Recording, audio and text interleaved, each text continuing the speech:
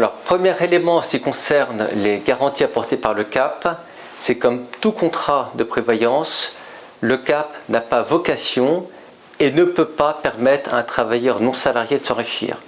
Donc par définition, le revenu compensatoire que peut toucher un travailleur non salarié grâce au CAP est limité à 100% du revenu du TNS, que ce revenu soit sous la forme de dividendes ou sous une forme plus classique d'honoraires.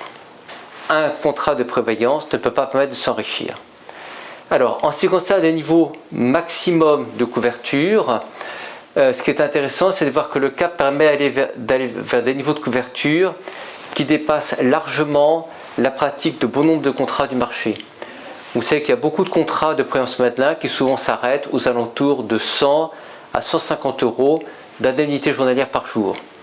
Le CAP, sous réserve bien évidemment de passer la sélection médicale qui peut être éventuellement demandée, le CAP va permettre d'aller, par exemple, jusqu'à des niveaux de 500 euros d'indemnité journalière par jour, voire au-delà. Point important également sur le CAP, c'est la couverture d'essai pour lequel le CAP n'a quasiment pas de limite.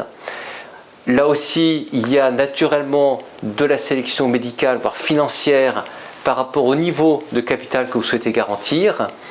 Le CAP va permettre de souscrire des niveaux de couverture pouvant aller à plusieurs centaines de millions d'euros, plusieurs centaines de milliers d'euros, pardonnez-moi, voire plusieurs millions d'euros en fonction de votre situation, notamment dans le cas de montage de type LBO.